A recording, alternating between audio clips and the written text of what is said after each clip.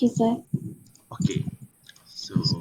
Assalamualaikum and good morning. So today we will cover chapter 9, combining Java and JavaScript. Alright, first of all, before this kita buat adalah JavaScript. Okay, so you kena faham ada dua benda yang berbeza, dan dua benda yang berbeza ni adalah totally not related sebenarnya. Bukan apa, nama sahaja nampak macam sama, Java, JavaScript, tapi it's two different thing. So first of all, you kena tahu apa itu Java, and then compare dengan JavaScript, apa beza dia. Alright, so kita tengok dulu introduction, and then calling Java from JavaScript, and then accept JavaScript, HTML front end, applet. Okay, yang ni untuk kata orang as a teori sahaja. You belajar pasal web, so you kena tahu benda ni lah. Sekejap saya nak check. Saya punya audio ni saya tak tahu macam ada gangguan sikit. Semua ada ke? Kalau boleh you all off mic dulu semualah, kalau boleh. Bila saya tanya nanti baru you respond, you on mic balik lah. Alright, so we continue combining Java and JavaScript. So introduction. So untuk Java, Java, you pernah dengar maybe sebelum ni, sebelum you belajar JavaScript lagi pun, you pernah dengar perkataan Java kan? Okay, so ataupun you tengah main game ke apa, ada Java message keluar ke apa, itu semua adalah kita panggil Java application punya program. It's a Java program lah senang cakap. Berbeza dengan JavaScript. So when we look at this, okay, dia kata most Java developers and JavaScript developers understand that beside the four letters Java and JavaScript share two similar names. Macam kita jugalah. Java, JavaScript sama lah, tapi bukan but it's a completely different languages that possess a few commonality. Tapi walaupun berbeza, adalah similarity between two of it. JavaScript and Java has very little in common other than some C-like heritage. C-like heritage tu untuk orang IT ataupun yang belajar programming, dia pernah belajar C program ataupun C language, dia tahulah benda tu dah related.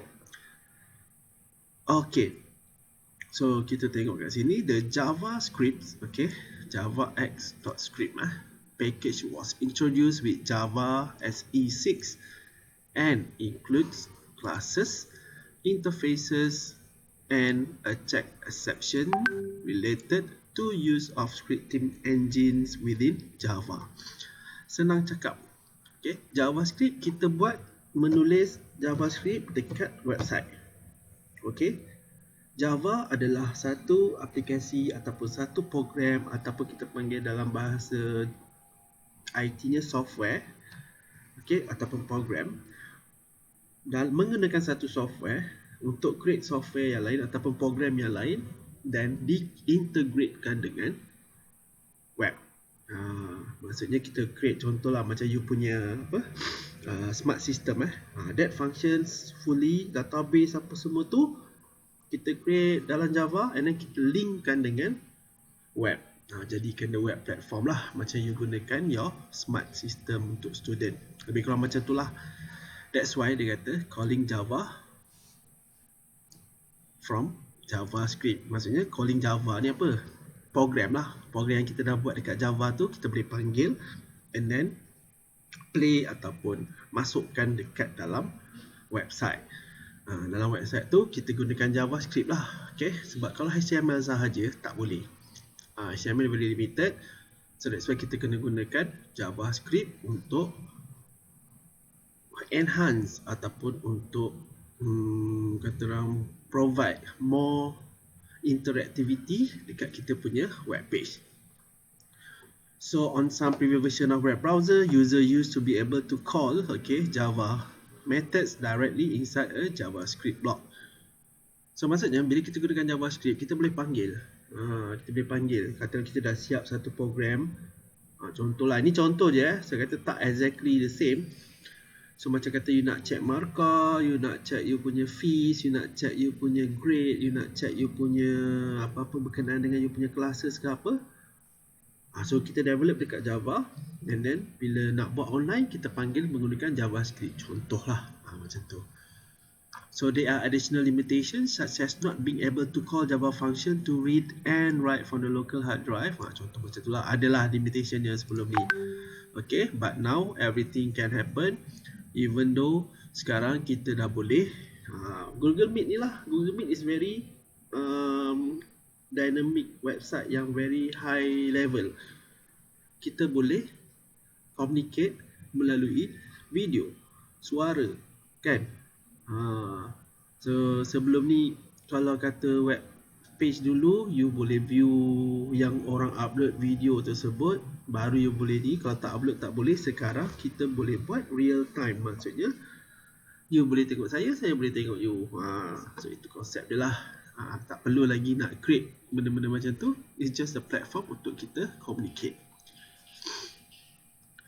Alright, so senang cakap, kita boleh combinekan Java application ni dengan website ataupun HTML menggunakan ni lah, JavaScript lah. Okay, so nowadays generally include a more complicated applet in a page to perform some tasks. Okay, maksud applet ni adalah apps untuk ataupun program yang dibuat dalam Java lah, kita panggil applet. Complicated applet.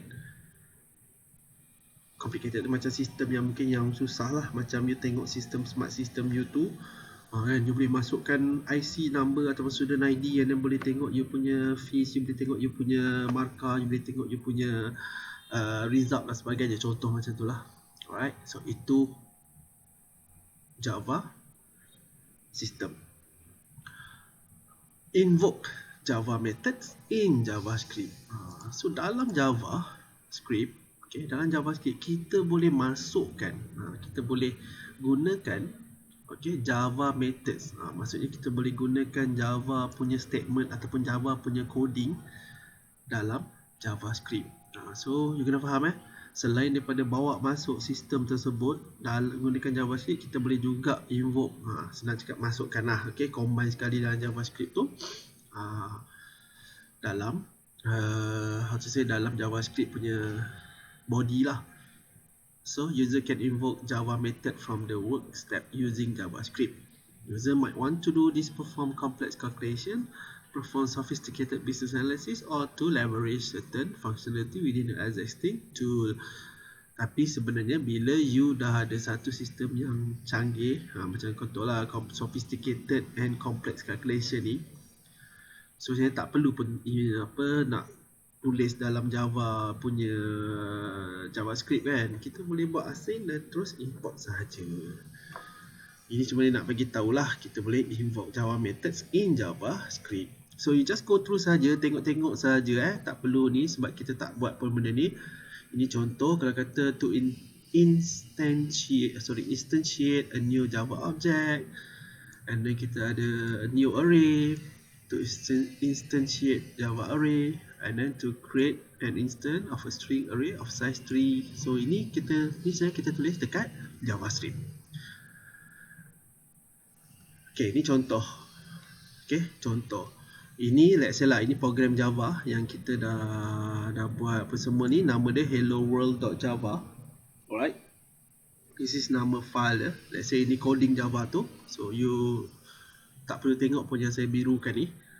Okay, cuma perlu tahu nama file dia, helloworld.java. Okay, so ini HTML. Yang belah sini ni HTML. Okay, yang saya highlightkan ni, okay, you tengok HTML. So kita ada kita masukkan dalam HTML, okay, code Java ataupun objek Java tu lah. So kita masukkan, okay, code type application Java. So ni helloworld.java ni dia akan link dengan this Java punya ni lah dalam you punya website. Okay, so macam itulah calling of Java source code helloworld.html. Ini nama HTML, tapi kalau you perasan dia panggil class helloworld.class. Ini nama dia, class helloworld. Dia tak panggil nama file. Itu cara dia lah. Okay, Ada banyak cara. Okay, move to next, JavaScript to Java types conversion. Yang ni kalau boleh semua orang kena tahulah. Alright, so kalau kata dalam JavaScript, number is a number lah. Okay, dia akan automatically dia akan tahu is a number. Tapi kalau you buat coding dalam Java language, number saja ada banyak jenis. Especially orang IT dia tahulah double apa beza dia, float apa beza dia, log apa beza. It's still a number, tapi a different types of number yang akan melibatkan memory usage and the jumlah bytes dalam komputer. So kalau programmer dia kena tahulah nak declare apa, double ke float ke long ke integer ke short ke, depends kepada program tersebut. Begitu juga yang lain-lain. Okay, ini dalam bahasa Java, ini dalam JavaScript. Okay, ini beza berbeza. Jangan kata oh JavaScript dengan Java sama, dia berbeza. Accessing JavaScript and HTML from an applet. Okay, sekarang ni kita ada JavaScript dengan HTML. Kita tak ada program Java, so kita akan create program Java. So bila kita create program Java dan kita nak jadikan program Java tu as a web base ataupun a web Java file, kita akan bagi nama dia applet. Bila sebut dia applet, maksudnya itu adalah program Java yang akan run dekat web. Faham itulah lebih kurang, itulah konsep dia. You jangan kata ni applet, bukan, is a applet kita panggil. So applet ialah related to Java program yang dibangunkan ataupun dibuat untuk display dekat web ataupun running dekat web. Kita boleh juga running dekat applet viewer kalau ada program Java tu, tapi yang tu sesuai ataupun boleh di run direct ke web page ataupun ke web browser. So JavaScript code on the web page can interact with Java applet embedded on the page. Maksudnya JavaScript ni boleh run ataupun boleh dimasukkan ataupun boleh di-combine sekali dengan Java applet punya program bila kita masukkan. Sama macam sebelum-mula saya explain tu lah. Okay, what we can do is we can combine the JavaScript together with the Java to make it more interactive for your web page. Alright, so what JavaScript can do? Okay, JavaScript can invoke methods on Java objects, get and set fields in Java object, get and set Java array elements. Okay, ketiga-tiga ni adalah berkenaan dengan program dalam Java. Okay, method tu adalah program dalam Java juga. Okay, it's like a function. Dan yang kedua tu get and set fields in Java object, and then array elements dalam Java program. So yang tu just baca sajalah. Alright, so and then we move to applet. Dekat sini dia kata used to include a Java applet in a web document. Include Java applet in a web document. It can be creating using HTML applet tag. Okay, yang ni contoh lah requirements elements. Okay, yang ni tak perlu pening kepala sangat nak hafal. So you just baca dan tengok. Oh, okay, macam ni cara nak tulis. Lebih kurang lah. Dan baru dia bagi tahu apa itu applet. Tadi saya dah cakap kan apa itu applet. Okay, now kita tengok apa notes dia explain. So applet is a small Java program. Kan, saya cakap tadi applet adalah Java program juga. That is embedded and ran in some other Java interpreted program such as Java Technology Enable Browser viewer program called applet viewer. Dan kita, senang cakap, bila kita buat Java applet, okay, Java applet ni is a program daripada Java kan. Dan you nak buat Java applet ni sebab kita nak dia run dekat browser, itu saja. Dan kalau kata you dah develop guna Java, of course lah you ada applet viewer. Applet viewer tu you boleh run, dia akan display applet viewer macam you run program biasa. Tapi dia applet viewer lah kita panggil. Dia more macam web browser juga, tapi kita panggil applet viewer lah. Dia tak adalah macam Chrome ke apa, tak, still a Java punya platform. Cuma kita panggil applet viewer sebab kita create applet program. tak perlu risau, tak perlu pening kepala. So just take it as dalam Java ada satu program berjenis applet yang boleh di-run sebagai web. Enable dapat ni teknologi, enable browser. Nampak? Ni you just go through sahaja attributes je. Saya tak perlu nak explain sebab ini just contoh sahaja. So kalau kata you buat applet, contoh ini adalah HTML source code, and then ini adalah contoh excuse me, Java. Okay, ni Java. Kita buat coding Java apa semua ni, tapi you akan perasan nanti kita akan buat heading dia guna applet. Ada extend applet. Bila kita buat je macam ni, kita boleh run dekat viewer, applet viewer, dan juga dekat web browser as HTML punya file. Okay. Itu contoh dia. Okay, yang ni property and method summary ni you just go through sahajalah, tak ada apa-apa yang saya nak highlight pun. Itu just end, dia punya ending sahaja bila kita buat applet. Nama pun Web Essential, so you just kena tahu the concept of this Java and JavaScript. Okay, ada soalan tak? Sebelum saya move to chapter 10. Tak ada, sir. Tak ada. Okay, kalau tak ada, sekejap. Okay, saya terus masuk chapter 10 Okay, chapter 10 pun very simple. It's just a teori juga, as a knowledge untuk kata orang you advance you punya web essential knowledge. Sekejap saya nak minum air dulu.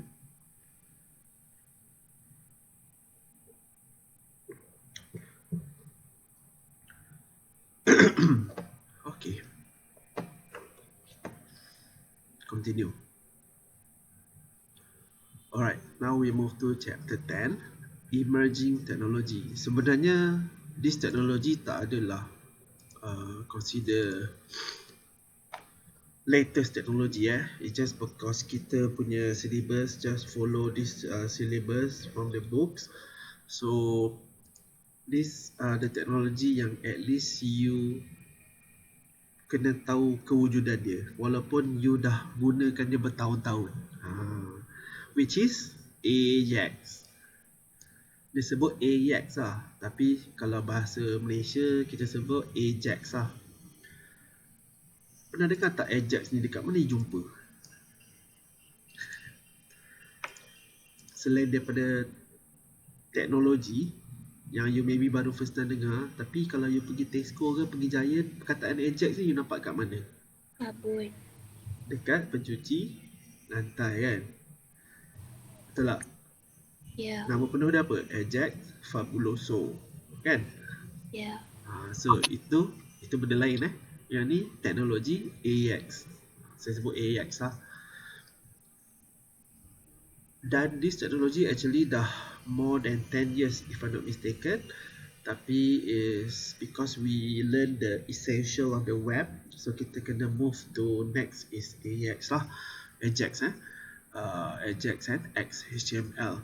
Okay, you boleh baca benda ni, tapi saya nak tunjukkan, kalau saya nak ceritakan tentang Ajax ni, atau saya nak tunjuk sekejap lagi konsep of Ajax bila kita menggunakan Ajax, apa beza dengan yang biasa. Okay, contoh saya masuk ke web page let's say Asia lah.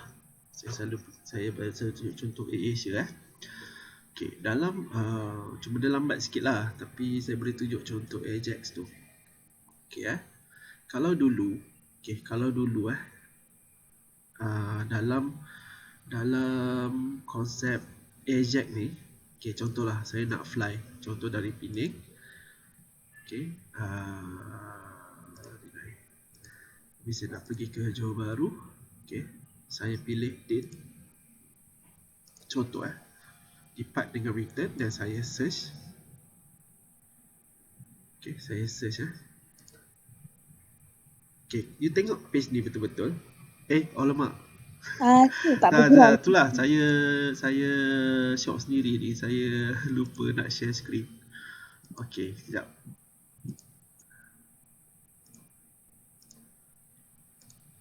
Okay, kejap. Okay, let's say lah, saya dah masuk page ni, saya dah search tadi dekat main page Main page tak ada apa, saya just search saja. Okay, you tengok dia ada pilihan dan harga tiket. Kalau you perasan lah, you besarkan tengok. Let's say saya decide saya select kat sini kalau you tengok and then saya klik view details. Okay, dia keluar kan kat bawah tu, betul? Saya klik sini balik, dia tutup. Nampak tak dia punya respon? Okay, jap saya besarkan.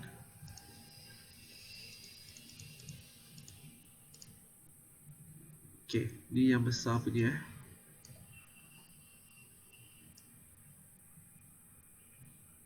besar sangat.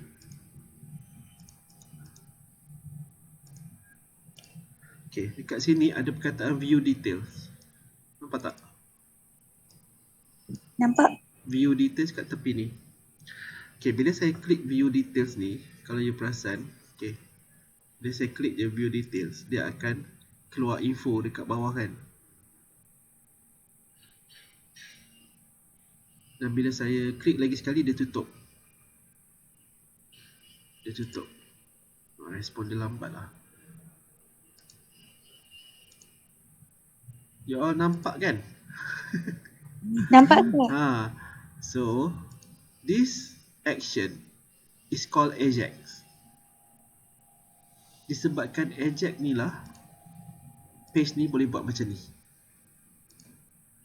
Okay, lagi satu, sebab sekarang dia dah tunjuk airline lain apa semua. Okay, lagi satu, let's say saya klik kat sini. Okay, bila saya buat selection kat sini, Asia flight only, dia terus update dekat this page kan. Okay, mask semua dah tak keluar. Okay, saya kecilkan lagi sikit.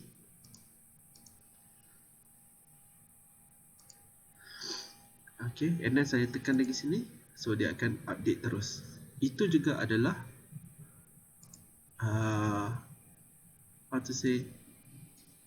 Ajax punya, consider Ajax punya teknologi lah. Especially macam ni lah, you tekan kat sini je, dia keluar. Okay, tekan lagi, dia masuk. Itu consider Ajax. Sama juga macam bila you komen dekat Facebook ataupun Instagram, the concept of Ajax, dia akan update straightly ataupun directly on your page. Kan bila you komen you terus masuk dekat dalam page ataupun posting tersebut kan. Sebelum ni, dulu-dulu punya Facebook, okay, contohlah earliest, saya pernah tunjuk kat you all tak? Pernah kan? Rasa group-group ni pernah tengok kan? Earliest Facebook interface. Pernah tengok tak you all? Pernah search tak dulu Facebook rupa dia macam mana? Okay, saya tunjuk zaman dulu-dulu punya, masa mula-mula Facebook ni wujud, macam ni lah Facebook. Banyak teks. Okay, ni profile you, ni maklumat you. Sebab apa tahu? Dulu maklumat ni yang orang nak tengok. You cari apa? Say lah, looking for friendship, dating, interested in woman. Dia tulis lah, in woman, man, ataupun both, tak kisah. Relationship status ni orang check juga, single, double, contoh. Semua tu orang nak tahu maklumat tentang diri you. Sekarang orang dah tak baca sangat ni pun, kerana nama orang tu je punya. So ini dulu punya interface So menu semua kat sini tepi dulu. Nampak tak you all? Lebih kurang lah macam ni. Okay, nanti orang nak tengok education. Dulu memang mostly data ni is very genuine. Orang akan mostly akan display the correct information lah. Sebab earliest time masa Facebook dibuat adalah untuk connect universiti punya info. Maksudnya pelajar universiti dekat US tu, sebab Mark Zuckerberg kan belajar dekat Harvard kan. Okay, dia buat untuk universiti dia, and then boleh connect sampailah sekarang dia bukan connect universiti dia, dah connect satu dunia. So ini dulu-dulu punya lah. Macam contoh sekarang kalau kata dia friend dengan apa, semua tu akan bagi tahulah. Kita tengok dia punya profile, kita nampak dia friend dengan siapa, apa dia buat. Macam tu. Ni dulu punya lah. So kalau you perasan bila orang komen, ni dah baru punya lah. Bila orang komen dulu dekat kotak ni, bila orang kata enter, dia tak nampak terus update kat situ. Dia akan refresh page tu balik, kosong balik, dan dia start balik. Barulah komen tu nampak ataupun status you tu update. Faham tak cerita dia? Dia bukannya on the spot macam kita buka AirAsia tadi. Macam bukan kita macam ni kita tulis, pak dia terus masuk. Tak. Dia akan refresh page tu dan masukkan balik dalam page tu untuk display balik dekat user. Takes time lah kan. So that's the concept of Ajax. Faham Faham? So kalau dulu masa you nak tekan komen, kalau kata you nak komen banyak-banyak, macam sekarang kan komen dia terus masuk kan, terus nampak kan, oh orang ni komen tu, pak macam chatting kan. Tapi dulu dekat Facebook, you nak komen, you kena tekan button submit tu, dia refresh balik page tu balik, baru you nampak oh komen you dah masuk. Macam tu. Sekarang macam boleh jadi chat dah komen tu kan, banyak-banyak orang tu. Dulu tak, dulu memang kena tunggu orang tu komen apa, refresh dan masuk balik page tu, baru nampak komen kita tu keluar.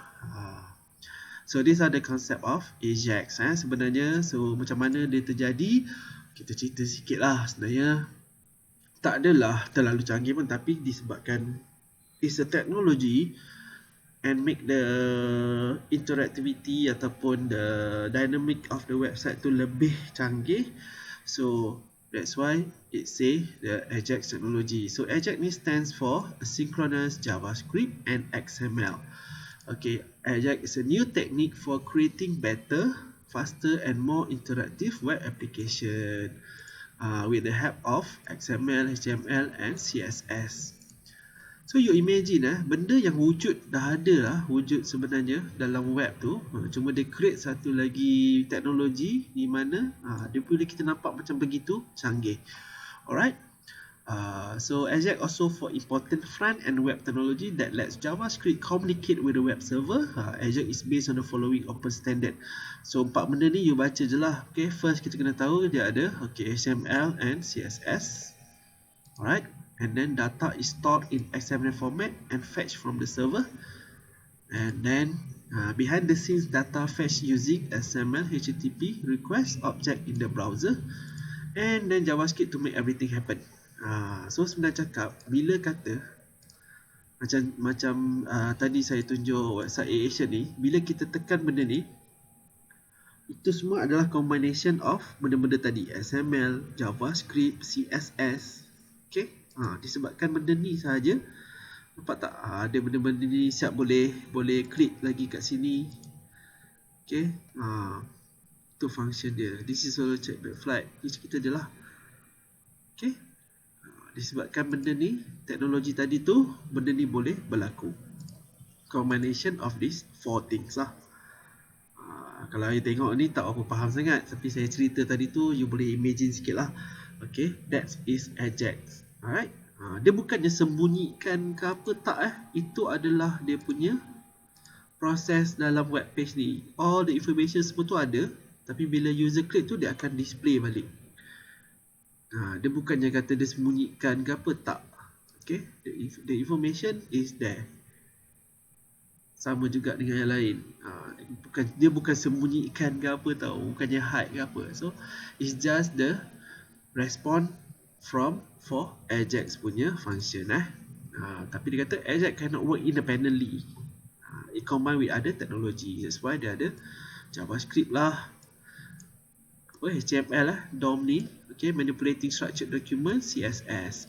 So kalau you tengok, kalau dia kata DOM, JavaScript, CSS, semua tu adalah related dengan apa yang kita nampak. Bila dia keluar kat sini, dia masih standard lagi, tulisan dia, color dia, okay, icon dia, semua dalam konsep yang sama. Itulah CSS untuk page ni. Then document object model kita kena tahulah, okay, kat sini dia nak letak apa, maybe table ke, text area ke, apa ke. Itu semua adalah combination of all these components lah. XML HTTP request is related to content ataupun object, JavaScript object that perform asynchronous interaction with the server. So combination semua ni lah yang wujudnya teknologi Ajax tu. Okay, many web apps use Ajax to battle the problems of web pages such as slowness, lack of user interface responsiveness, lack of user friendliness, and jarring nature of click, wait, refresh. Nampak tak? Click, wait, refresh. Ni cerita dululah. Kalau kata dulu punya cerita tak ada Ajax, you nak tengok details, katalah, okay, see details, kena klik detail ni, page tu kena refresh dulu, refresh, display balik, baru keluar dia punya content. Tak boleh buat macam ni.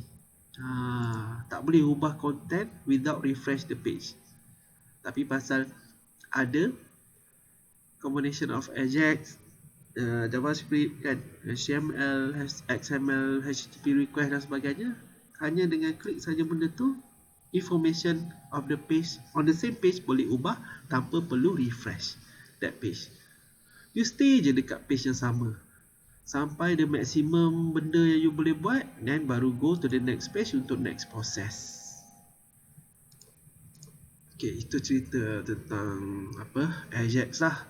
So itu yang saya cerita tadi, Ajax work macam mana, tapi sebenarnya server tu adalah server untuk that page lah. Ini you boleh go through dekat Google untuk lebih faham diagram. Tu saya cerita tadi tu, benda yang sama juga daripada browser. Okay, kita ni browser lah, ini contoh dari browser ni, kita kat sini. Okay, bila kita klik yang ni, itu yang berlaku next, which is dekat server, dan bagi respon balik, update the page content, itu yang kita nampak lah. Macam kita nampak. So application that make use of Ajax, contoh Google Maps. Ni contoh saja, application Gmail. Okay, Maps dan sebagainya. Tapi sekarang banyak dah, most website dah gunakan Ajax teknologi. So paling ketara is you tengok dekat Maps ke, okay, macam you nak order food panda ke apa, itu semua adalah mostly teknologi Ajax yang kira yang advance lah compare dengan dulu. Alright, so then kita ni syntax sajalah, you just baca saja. Kita nak tengok kalau kata kita nak masukkan Ajax request bla bla bla, tapi bukan semudah inilah. Ada banyak lagi proses je kalau nak tengok. Ni contoh saja kalau nak masukkan. Adalah Ajax request, new SMS request, ni contoh kalau kata kita nak buat masukkan dalam website kita. Okay, yang ni you just baca saja untuk untuk content of Ajax. Saya tak nak go through yang ni. Dan saya masuk terus XML. Okay, what is XML? XML berkaitan dengan Ajax tadi. Kita dah tahu JavaScript, kita dah tahu CSS, kita dah tahu DOM, okay, Document Object Model, and then kita tak kenal XML tu apa. Dan kita just berkenalan dululah. So Extensible Markup Language, XML, developed in 1996. You pun tak lahir lagi, by the World Wide Web Consortium, okay, W3C. Okay, so kenapa wujudnya XML ni? Okay, XML is a widely supported open technology. Open maksudnya terbuka. So it can be used in many or any platform that support ataupun that have the capacity ataupun capability untuk handle the XML punya teknologi lah. But especially sebenarnya XML ni memang dibangunkan untuk support dekat semua device lah. You handphone ke, tab ke, laptop ke, PC gaming ke, PC superkomputer ke, apa ke, semuanya boleh. Alright, so for describing data that has become the standard format for data exchange between application over the internet. So, you kena faham bila kita buat XML ataupun bila kita sebut tentang XML, it's about data. So, kalau saya tunjuk contoh XML file sample. Okay, saya tunjuk contoh macam tu lah. Okay, kalau you search lah dekat mana-mana, you akan nampak semua data di display dalam bentuk teks macam ni. Okay, saya open kejap. Okay, kalau you faham tentang konsep XML tu, you akan nampak, okay, dalam file ni ada data ini. Okay, nampak ni, dia ada file name, file path, file length, file last modified. Yang ni adalah info dia, info dia. Yang ni tajuk-tajuk dia lah, file name apa, okay, file path dia apa, file type dia apa, length dia berapa. So ini adalah content, maknanya maklumat yang kita nak send through internet, kita gunakan XML. Dan XML boleh dibaca oleh mana-mana web ataupun mana-mana application yang faham tentang XML punya data. So sama juga macam website tadi, kalau kata dia XML, dia ada maklumat ni, maklumat yang sama, which is contoh kat sini, depart, date bila, time bila, date bila, location ataupun destination bila, airport name, duration, okay, number flight, time lagi, date. So itu semua data about XML. Ini yang simple punya, yang simple. So kalau tengok maybe yang macam yang banyak sikit lah. Okay, kita tengok yang ni. Tak nampak. Alamak. Baik. Okay, kita tengok yang ni Okay, XML file example. Yang bold ni adalah content ataupun data-data yang akan disend using XML file. So ni semua dia punya data lah. Ini tajuk-tajuk dia. So kalau kata you ada Excel file, contoh, okay, Excel file. Contohlah saya tunjuk yang ni adalah absent student. Okay, orang yang tak datang dan surat akan dikeluarkan. Saya tunjuk contoh kat sini You jangan tengok nama siapa ada tak ada. So ini kalau orang send melalui Excel, kalau you tak ada Excel, boleh buka tak? Tak boleh kan? You kena install Excel apa semua baru boleh buka kan? Itulah konsep dia sebenarnya XML ni. You tulis dalam XML format macam ni. So bila kata you download, download this file XML, you open dekat mana-mana platform pun yang support XML punya data, you boleh view data tersebut. Tapi bukan bentuk macam ni lah, bentuk macam ni. Bentuk macam ni lah, dalam table data ni you boleh nampak, you boleh gunakan. Tak perlu Excel, faham tak? Contoh macam tu lah. Okay, saya tunjuk contoh satu lagi lah untuk you fahamkan macam mana XML tu punya file. Okay, let's say saya masukkan, saya masuk saya punya sistem. Okay, so let's say saya nak tengok report lah. Okay, biasanya saya akan go to this one and then let's say kat sini run to XML nampak ni. Okay, dia ada XML support, maknanya orang yang tak ada Excel pun boleh view the data, tapi tak apa. So contoh, saya nak tengok GPA, NCGPA report, saya klik XML kat sini. Okay, ni XML file Okay, let's say saya pilih Pening. Okay, dan saya masukkan semester lepas 2021 semester Mei. Okay, saya view result. Ini bentuk XML XML. Okay, dia akan download. Okay, you akan nampak this file kan, .xml kan, bawah ni .xml. Okay, saya akan show in folder. Okay, ini adalah file saya, XML document. So kita tak tahu nak buka kat mana, kita boleh buka dekat mana-mana file. You boleh, okay, kita tengok dulu kalau buka dekat Notepad. Okay, buka kat Notepad So ini data dia. Katalah ada 200 student, semua 200 student ni akan display dia macam ni. Contoh nama Nisham Nur Ain. Okay, ni IC number, ini student ID, nampak tak? GPA dia, CGPA dia, contohlah. Ni status dia, contoh ni budak yang tak register Memang you tak boleh baca yang ni, tapi data yang ditulis macam ni boleh di open dekat mana-mana dan boleh ambil. So kalau kata you ada Excel, so nak buka guna Excel, so you open with Excel. Bila kita open with Excel, Excel dah boleh baca data tu, dia akan display dalam bentuk Excel lah. Contoh SN XML table pun boleh. So kita tengoklah XML table.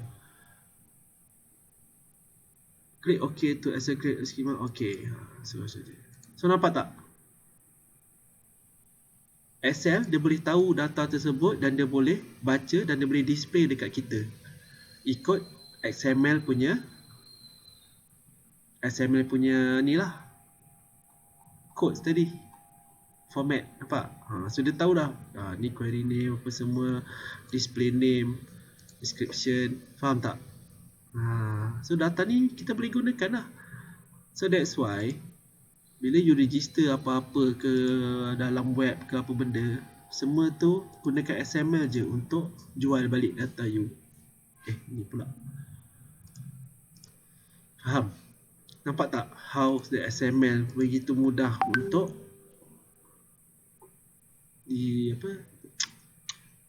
gunakan XML untuk bagi information ataupun data.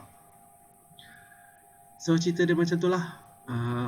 Fetching XML, Ajax template. Yang ni just baca je lah sebab ni simple je. Macam mana,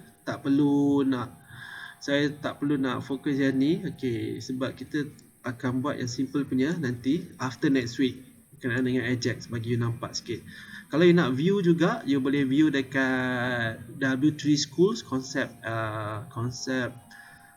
Ajax. Contoh, kalau you masuk W3 Schools tu, dia bagi contoh-contoh yang simple je lah. W3 Schools ni website yang biasa orang refer lah untuk yang simple-simple punya. So contoh, you boleh pergi w3school.com, you boleh tengok tutorials, tajuk-tajuk berkenaan dengan apa sahaja. So kalau kata you nak tengok Ajax, you boleh pergi kat Learn Ajax, tapi dia very simple punya lah.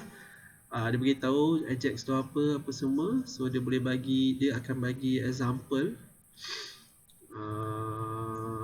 Okay, ada yang macam dalam nota kita juga. So macam ni, response ataupun request, you boleh klik Ajax punya response. Contoh dia berkata macam ni, try it yourself, klik, dia akan buka page. And then kalau you run, dia keluar kat sini lah. Contoh je lah untuk run Ajax tu respond. Tak nampak sangat lah, tapi yang saya tunjuk dekat Asia tu, harap you faham lah. Okay, right, ada soalan tak? Yang ni semua nanti just go through saja. Kalau tak ada soalan, kita tengok last kali pro and con using Ajax. Okay, so kita tengok kelebihan dia. Easy to read. Okay, standard format makes automation easy. Alright, don't have to reinvent the wheel. Maksudnya tak perlu untuk kata orang nak create benda yang berulang-ulang untuk simpan data ataupun nak create data. And then international, platform independent, boleh apply dekat mana-mana, can represent almost any general kind of data, record, list, tree dan sebagainya. Okay, kelebihan dia, kekurangan dia, bulky syntax structure, makes files large, can decrease performance. Maksudnya kalau you punya coding ke terlalu panjang dalam page you, maybe agak perlahan atau akan effects kepada performance page you. Page kita nak sesimpel yang mungkin tapi menarik. Ya, silakan. And then can be hard to shoehorn data into an intuitive XML format. Shoehorn ni kita nak selitkan ataupun nak masukkan data dalam XML format agak susah. Won't need to know how for this class. Okay, pernah tahu tak shoehorn tu apa? Kalau dalam bahasa general lah, shoehorn tu kalau kata tanduk kasut ni, you pernah tengok tak orang pakai kasut tu dia ada batang. Ada batang, dia letak dekat tumit supaya you terus masuk je dalam kasut tu. Pernah. Itulah shoehorn Korang panggil tu apa lah? Kita pun tak tahu. Saya suka, saya kalau macam pergi IKEA ke, kita akan nampak lah shoehorn tu kan. Saya akan excited lah tengok shoehorn tu. Sebab dia panjang, macam rotan. Nak panggil rotan, tak rotan lah. Tapi dia ada ruang macam tumit punya ruang tu. Biasanya orang-orang kaya lah tak nak rosakkan kasut kan. Bukanlah orang kaya, maksudnya you boleh beli tu untuk pakai terus kasut dengan mudah. Tak perlu you nak tarik-tarik rosak kan. So you gunakan shoehorn untuk masukkan kaki you ke dalam kasut dengan mudah. So itulah kata it can be hard to shoehorn data into an intuitive XML format. Okay, 9 dengan 10 ni sebenarnya bila saya kata masuk exam ke apa, saya akan bagi tahu lah kat mana yang nak kena. Biasanya kalau masuk exam pun is on theory part, so you just focus untuk hafal ataupun fahamkan sahajalah. Alright, so that's all for our subject chapters. Dah habis dah chapter 9 and 10. So start next week kita akan balik kepada web kita. So slowly kita akan buat balik a mini project ataupun a simple program. Then tapi next week tu saya akan bagi soalan, you akan buat table punya coding. So yang tu you follow sajalah untuk tengok output dia. Okay, so kalau ada apa-apa soalan tak?